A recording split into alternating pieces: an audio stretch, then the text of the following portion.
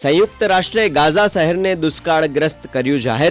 Secretary general ગુટેરેસે તેને માનવ સર્જિત આપત્તિ ગણાવી. ગાઝાની 90% વસ્તી વિસ્થાપિત છે અને 20% લોકો ખોરાકની અછતથી પીડાઈ રહ્યા છે. ઇઝરાયેલે યુએનના અહેવાલને ખોટો અને હમાસની માહિતી પર આધારિત ગણાવ્યો. ગિલગિટ બાલ્ટિસ્તાનની ગુપિસ ખીણમાં ગ્લેશિયર તૂટવાથી ભારે વિનાશ.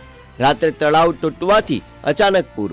સમયસર ચેતવણી અને બચાવ કામગીરીને કારણે કોઈએ જીવ ગુમાવ્યો નથી, પરંતુ ઘણા ગામડાઓ ખરાબ રીતે પ્રભાવિત.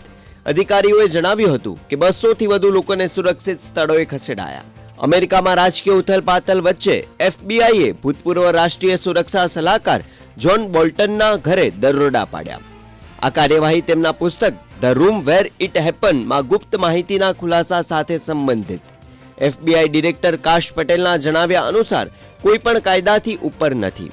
બોલ્ટન પર રાષ્ટ્રીય સુરક્ષા સંબંધિત ગુપ્ત માહિતી જાહેર કરવાનો આરોપ. દક્ષિણ અમેરિકાના દરિયાકાંઠે 7.5ની તીવ્રતાનો ભૂકંપ. ભૂકંપ વિશે માહિતી આપતી અમેરિકન એજન્સી યુએસજીએસ અનુસાર આ ભૂકંપનું કેન્દ્ર આર્જેન્ટિનાના દક્ષિણમાં ડ્રેક પેસેજ નજીક 11 કિમીની ઊંડાઈએ હતું.